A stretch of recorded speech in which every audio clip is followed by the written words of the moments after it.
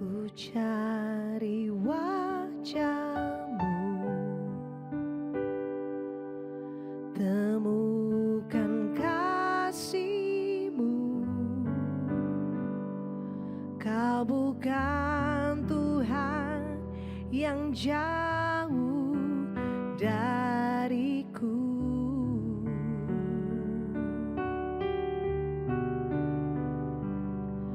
Ku panggil nama-Mu, ku dengar jawab-Mu.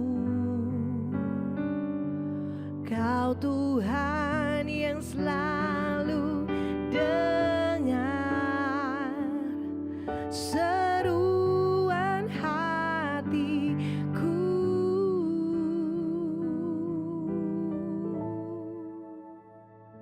Sungguh indah Kau Tuhan,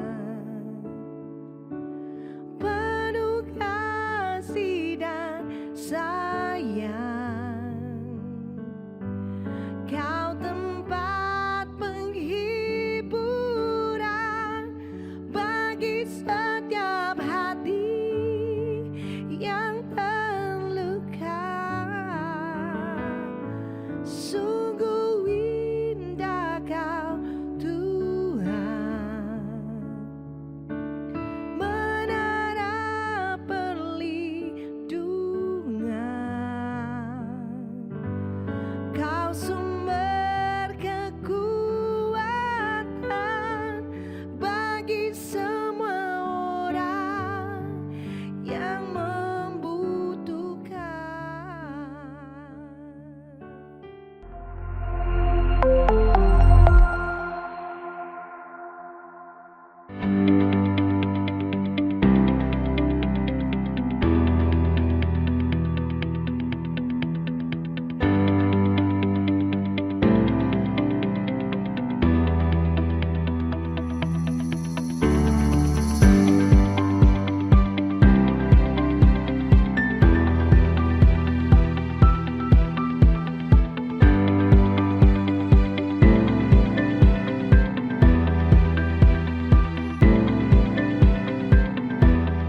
Mari kita satu hati dalam doa. Bapa yang baik, terima kasih buat kasih setia, buat kebaikan Tuhan dalam kehidupan kami. Terima kasih buat pemeliharaan Tuhan sepanjang minggu ini. Terima kasih buat rahmat, kasih setia, kebaikan Tuhan yang selalu baru setiap pagi dalam hidup kami. Terima kasih dan terima kasih. Bapa yang baik, sebentar kami akan mendengarkan firman-Mu. Roh Kudus terangi hati dan pikiran kami, hingga kami boleh mengerti, memahami, bahkan mengaplikasikan firman-Mu dalam kehidupan kami. Terima kasih Tuhan Yesus, kami mau katakan kami siap mendengarkan firman-Mu. Dalam nama Yesus, haleluya, amin. Shalom Bapak Ibu Saudaraku, rekan-rekan terkasih Jemaat Home CC dimanapun berada. Hari ini adalah hari terakhir, ya. Kita membahas tema besar, mengembangkan buah Roh Kudus dalam hidup kita. Tentunya kita sudah cukup panjang, ya, dalam tema besar ini, yaitu mengembangkan buah Roh Kudus dalam hidup kita, dan juga sudah dibagi-bagi dalam beberapa subtema. Hari ini adalah subtema ke-9 dan yang terakhir dari pembahasan tema besar kita, yaitu menguasai diri. Bagian kedua, bagaimana mengolah, mengembangkan buah roh penguasaan diri. Nah, Bapak Ibu Saudaraku, ya, Jemaat Home CC dimanapun berada, seperti yang telah disampaikan minggu lalu saat pembahasan fungsi buah roh penguasaan diri, Yakobus, ya, menurut Yakobus, keinginan kedagingan manusia, ya, keinginan daging atau kedagingan manusia atau sifat kemanusiaan seseorang tidak mempunyai kekuatan cukup untuk menghentikan pekerjaan lidah yang merusak tubuh Kristus dari dalam. Ya, kita sudah bahas minggu lalu. Yakobus 3 ayat 8 katakan begini, tetapi tidak seorang pun yang berkuasa menjinakkan lidah. Ia adalah sesuatu yang buas, yang tak terkuasai dan penuh racun yang mematikan. Nah, Bapak Ibu Saudara, rekan-rekan terkasih, Jemaat Home CC dimanapun berada, saya mau katakan bukan hanya lidah, melainkan seluruh anggota tubuh juga harus dikuasai. Amin. Kuasa yang dibutuhkan untuk menguasai anggota tubuh yang bisa merusak orang-orang beriman ini hanya dapat diperoleh dari Roh Kudus, seraya orang-orang benar orang-orang beriman menumbuhkan dan mengembangkan buah roh penguasaan diri dalam kehidupan mereka. Nah, hari ini Bapak Ibu Saudaraku, kita akan belajar 3 cara untuk menumbuhkan, untuk mengolah, untuk mengembangkan buah roh penguasaan diri dalam kehidupan orang beriman. Yang pertama, belajar mengendalikan mulut. Jadi cara mengolah, menumbuhkan, mengembangkan buah roh penguasaan diri. Yang pertama adalah belajar mengendalikan mulut. Cara pertama yang digunakan oleh orang-orang beriman untuk mengembangkan buah roh penguasaan diri dalam kehidupan mereka adalah belajar mengendalikan mulut. Kita buka dalam Yakobus 3 ayat 2 sampai dengan 4. Yakobus 3 ayat 2 sampai dengan 4. Demikian firman Tuhan. Ayat 2. Sebab kita semua bersalah dalam banyak hal. Barang siapa tidak bersalah dalam perkataannya, ia adalah orang sempurna yang dapat juga mengendalikan seluruh tubuhnya. Ayat 3. Kita mengenakan kekang pada mulut kuda sehingga ia menuruti kehendak kita. Dengan jalan demikian kita dapat juga mengendalikan seluruh tubuhnya. Ayat 4. Dan lihat saja kapal-kapal walaupun amat besar dan digerakkan oleh angin keras, namun dapat dikendalikan oleh kemudi yang amat kecil menurut kehendak jurumudi. Bapak Ibu Saudaraku, ketika kita baca dalam Yakobus 3 ayat 2, dikatakan lidah memiliki kemampuan untuk mengendalikan seluruh tubuh. Kata yang diterjemahkan kendali di dalam bagian ini adalah mengacu pada kekang. Ya. Dalam konteks ini Yakobus membandingkan potensi atau daya ya yang terkandung dalam lidah manusia dengan sebuah kendali atau kekang yang digunakan oleh kusir untuk mengarahkan seekor kuda yang lebih besar dan lebih kuat dari dirinya. Dan Yakobus juga menggunakan analogi kapal besar yang arah perjalanannya dikendalikan oleh kemudi yang kecil. Artinya walaupun ditiup angin keras dari arah yang berlawanan, ya, kapal itu bisa bergerak. Nah, Bapak Ibu Saudaraku, kiasan-kiasan ini dahsyat. Kenapa? Karena melukiskan suatu prinsip yang vital tentang sifat dasar manusia maupun iman Kristus. Dalam gambaran ini kita lihat bahwa apapun kekuatan atau kelemahan diri kita, ya, kita bisa mengadakan perubahan dalam bidang apa saja dari kehidupan pribadi kita dengan cara menguasai dan mengendalikan lidah kita. Amsal 21 ayat 23 katakan begini, siapa memelihara mulut dan lidahnya, memelihara diri dari kesukaran. Bapak Ibu Saudaraku, rekan-rekan terkasih jemaat Home CC dimanapun berada, banyak orang beriman masa kini yang menghadapi persoalan dalam kehidupan rohani mereka akibat salah bicara. Mereka terus-menerus melontarkan kata-kata seperti saya nggak bisa belajar, saya nggak bisa berdoa syafaat dengan baik, dengan tepat, saya tidak bisa melepaskan kebiasaan buruk ini, saya tidak bisa berhenti bersungut-sungut karena ini sudah menjadi kebiasaan saya sejak kecil. Amsal 21 ayat 23. Ya, menurut Amsal 21 ayat 23, pengakuan-pengakuan semacam ini menimbulkan kesukaran bagi orang yang mengucapkannya. Jadi kita sudah baca. Kalau kita baca dalam Amsal 6 ayat 2, jikalau engkau terjerat dalam perkataan mulutmu, tertangkap dalam perkataan mulutmu. Banyak orang beriman lainnya sedang mengalami gangguan kesehatan sebagai akibat dari ucapan-ucapan mulut yang negatif. Sebagai contoh, orang-orang yang terus-menerus mengatakan bahwa mereka telah seringkali mendapatkan diri mereka terjerat dan tertangkap oleh perkataan mereka. Ada kuasa yang sangat besar dalam pengakuan yang keluar dari mulut, bahkan mengubah sikap hati seseorang.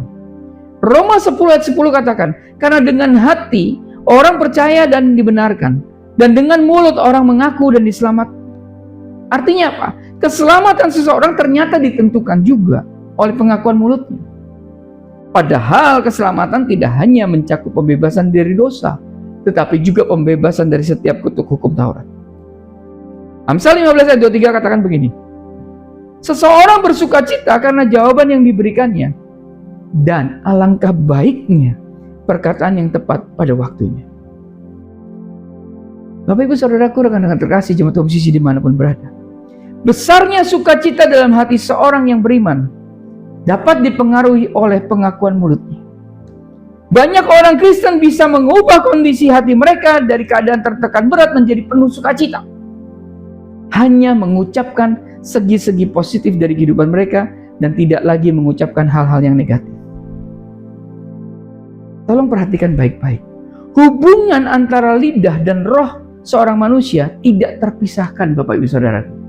Karena Yesus berkata dalam Matius 12 ayat 34, karena yang diucapkan mulut meluap dari hati. Oleh sebab itu, ya, orang beriman yang menjaga lidahnya sesungguhnya sedang menjaga hatinya. Katakan amin. Ya. Amsal 4 ayat 23 katakan begini, jagalah hatimu dengan segala kewaspadaan, karena disitulah terpancar kehidupan. Maka orang yang menjaga lidahnya akan menjaga hatinya. Dan orang yang menjaga hatinya akan mempengaruhi seluruh kehidupannya. Katakan amin. Jadi, bagaimana cara menumbuhkan mengembangkan buah roh penguasaan diri dalam kehidupan orang beriman? Yang pertama adalah belajar mengendalikan mulut. Amin. Yang kedua, dengan memperkuat roh mereka. Nah, cara kedua yang bisa digunakan oleh orang-orang beriman untuk mengembangkan buah roh penguasaan dalam kehidupan mereka adalah dengan memperkuat roh mereka.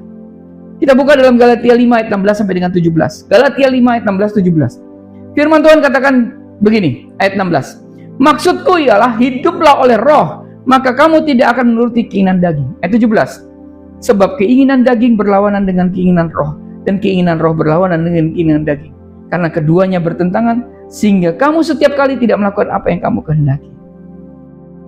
Bapak Ibu Saudaraku, rekan-rekan terkasih, jemaat Home CC dimanapun berada, seorang yang beriman mempunyai tubuh dan roh. Ya, unsur mana dari kedua segi ini yang paling banyak ia beri makan akan menjadi unsur yang menguasai dan akhirnya paling menonjol dalam hidupnya. Menurut Galatia 5 ayat 17, daging dan roh itu bertentangan satu sama lain. Bertentangan artinya cenderung bertolak belakang. Sebagaimana yang Paulus beritahukan kepada kita dalam ayat 16. Keinginan daging dan keinginan roh manusia yang sudah dilahirkan kembali sama sekali bertolak belakang. Menarik. Kita akan pelajari ya. Paulus melukiskan peperangan yang berlangsung di dalam dirinya seraya tubuh dan roh yang sudah dibaharui, berperang satu sama lain. Ini dituliskan dalam Roma 7 ayat 15 sampai dengan 25. Roma 7 ayat 15 sampai dengan 25. Demikian firman Tuhan, ayat 15. Sebab apa yang aku perbuat aku tidak tahu, karena bukan apa yang aku kehendaki yang aku perbuat, tetapi apa yang aku benci itulah yang aku perbuat. Ayat 16. Jadi jika aku perbuat apa yang tidak aku kehendaki, aku menyetujui bahwa hukum Taurat itu baik. Ayat 17. Kalau demikian bukan aku lagi yang memperbuatnya, tetapi dosa yang ada di dalam aku. Ayat 18. Sebab aku tahu bahwa di dalam aku, yaitu di dalam aku sebagai manusia, tidak ada sesuatu yang baik. Sebab kehendak memang ada di dalam aku, tetapi bukan hal berbuat apa yang baik. Ayat 19. Sebab bukan apa yang aku kehendaki yaitu yang baik yang aku perbuat, melainkan apa yang tidak aku kehendaki yaitu yang jahat yang aku perbuat. Ayat 20. Jadi jika aku berbuat apa yang tidak aku kehendaki, maka bukan lagi aku yang memperbuatnya, tetapi dosa yang diam di dalam aku. Ayat 21. Demikianlah aku dapati hukum ini.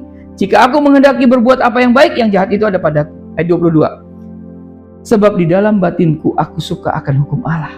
Ayat 23. Tetapi di dalam anggota-anggota tubuhku aku melihat hukum lain yang berjuang melawan hukum akal budiku dan membuat aku menjadi tawanan hukum dosa yang ada di dalam anggota-anggota tubuhku. Ayat 24. Aku manusia celaka. Siapakah yang akan melepaskan aku dari tubuh maut ini? Ayat 25. Syukur kepada Allah oleh Yesus Kristus Tuhan kita. Ya. Jadi dengan akal budiku aku melayani hukum Allah, tapi dengan tubuh insaniku aku melayani hukum dosa.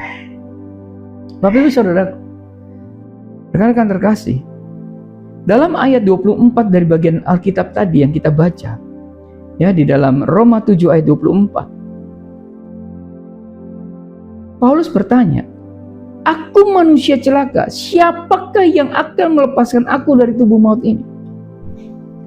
Dan jawabannya tertera dalam ayat 25. Syukur kepada Allah oleh Yesus Kristus Tuhan kita.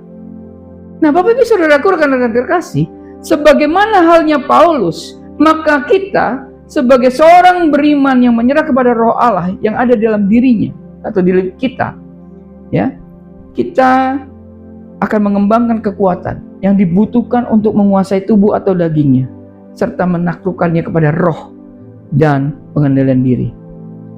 Ini bisa mematangkan buah roh penguasaan diri. Paulus tahu apa yang menjadi sumber buah roh penguasaan diri.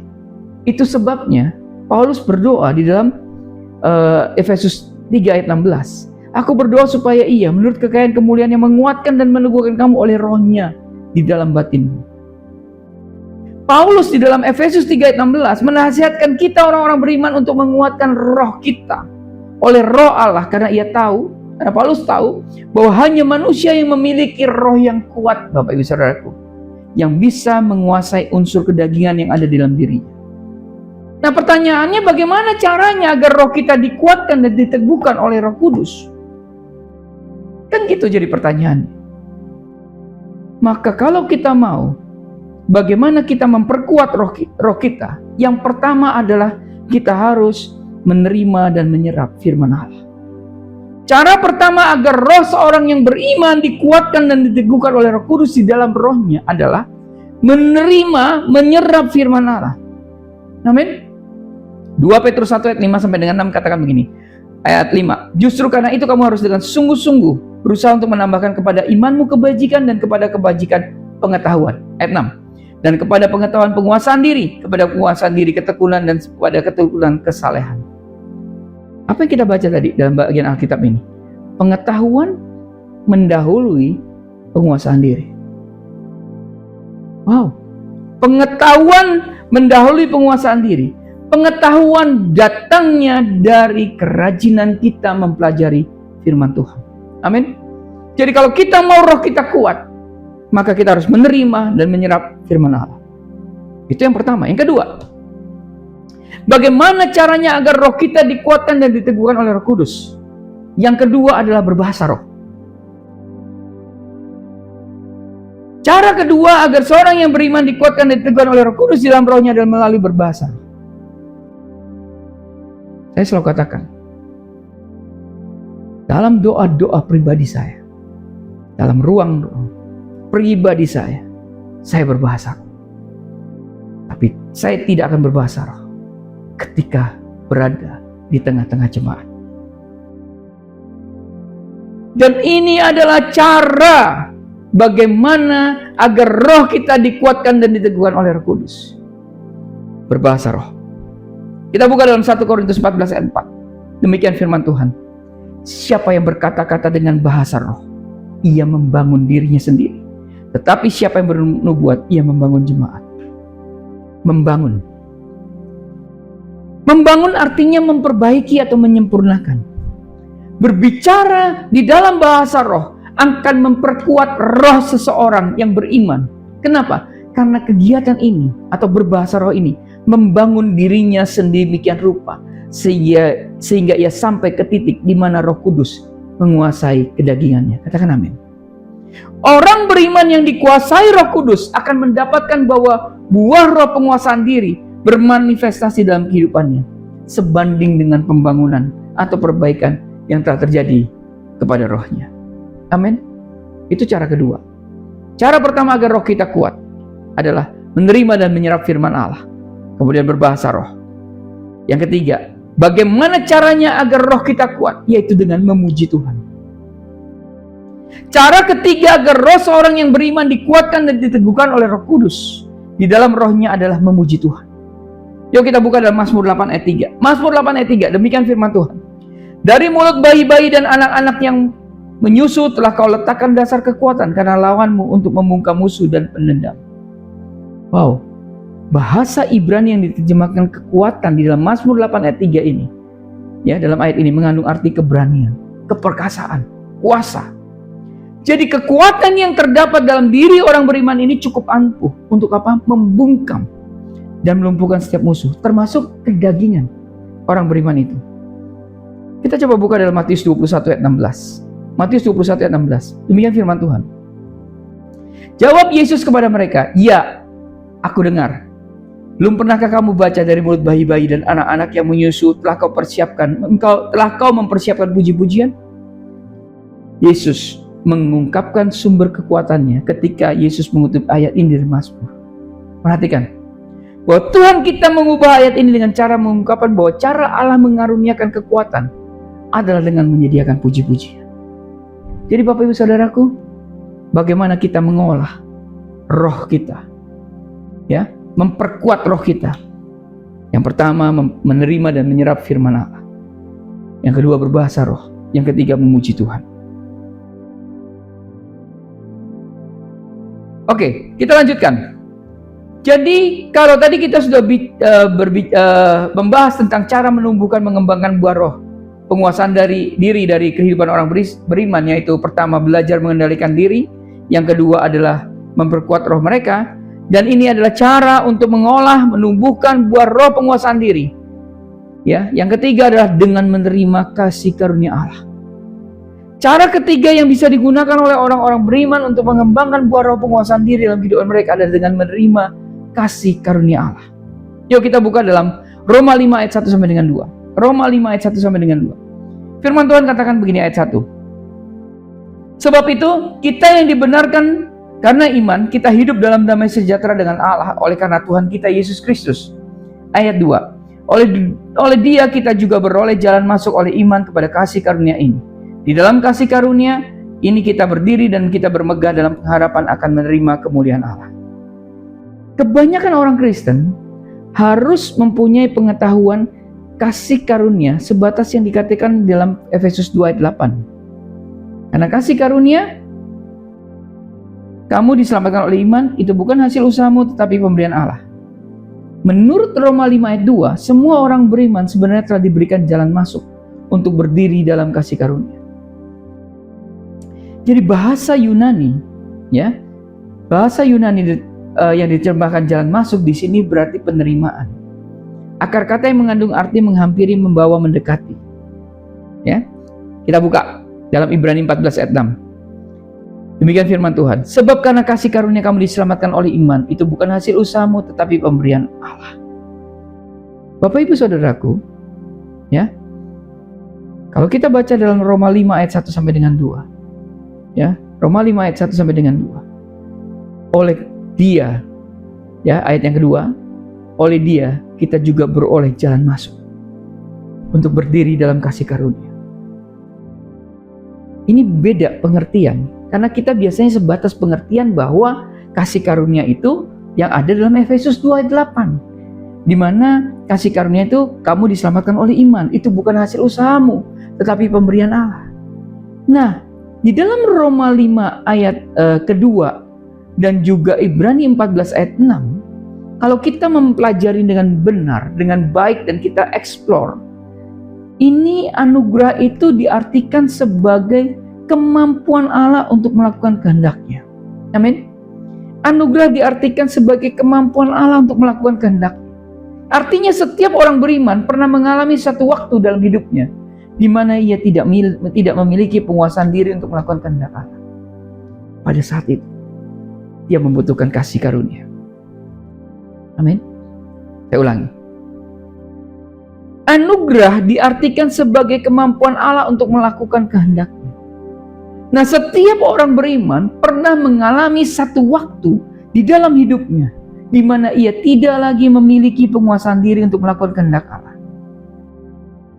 Disinilah kita memiliki anugerah untuk mendapatkan pertolongan. Kita masing-masing bisa menemukan bahwa anugerah untuk mendapatkan pertolongan kita pada waktunya. Apa yang harus kita pelajari? Kita hanya perlu belajar menerima sepenuhnya kelimpahan dan kesempurnaan anugerah yang menaungi diri kita. Semakin banyak kita orang-orang beriman mengalami anugerah Allah, semakin sempurna perkembangan buah roh penguasaan diri. Jadi Bapak Ibu Saudaraku, ketika kita belajar menumbuhkan, mengolah buah roh penguasaan diri dengan menerima kasih karunia Allah, sesungguhnya kita datang kepada Tuhan dan kita katakan, Tuhan, aku tidak mau, aku tidak bisa. Ada waktu-waktu aku tidak bisa memiliki penguasaan diri. Aku butuh anugerah. Aku butuh kasih karunia. Amin. Bapak, Ibu, Saudaraku, rekan-rekan terkasih Jemaat Home CC dimanapun berada. Orang beriman yang dalam hati yang baik dan tulus akan rindu melakukan hal-hal yang menyenangkan Bapa. Amin.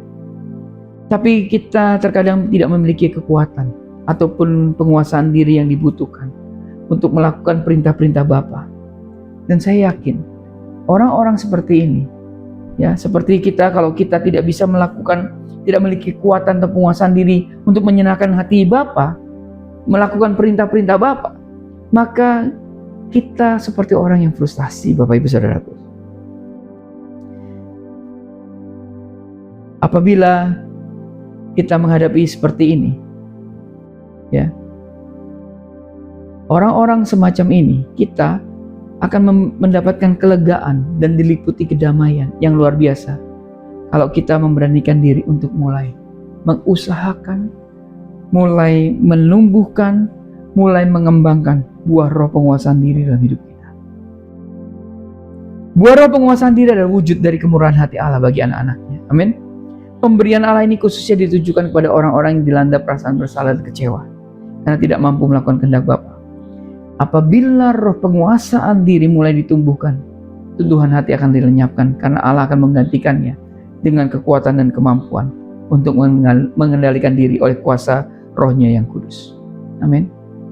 Bapak, Ibu, Saudaraku, rekan-rekan terkasih, Jemaat Home CC dimanapun berada, kita sudah belajar. Dan ini adalah sesi terakhir dari tema besar kita, ya, yaitu mengembangkan buah Roh Kudus dalam hidup kita. Ini adalah sesi terakhir, yaitu kita bicara tentang penguasaan diri. Subtema yang ke-9. Dan bagian terakhirnya adalah bagaimana kita mengembangkan, menumbuhkan buah roh penguasaan diri. Perlu kita ingat, bagaimana caranya kita menumbuhkan dan mengembangkan buah roh penguasaan diri? Belajar mengendalikan mulut, memperkuat roh kita, ya. Dan yang ketiga, menerima kasih karunia Allah. Dan paling penting, ketika kita memperkuat roh kita, ada 3 cara: menerima dan menyerap firman Allah, berbahasa roh, dan memuji Tuhan. Hari ini saya bersyukur kita sudah belajar begitu banyak hal tentang buah roh, ya. Dan saya berharap semua yang kita pelajari bersama-sama ini dapat kita aplikasikan dalam hidup kita. Tuhan Yesus memberkati. Bapak yang baik, terima kasih.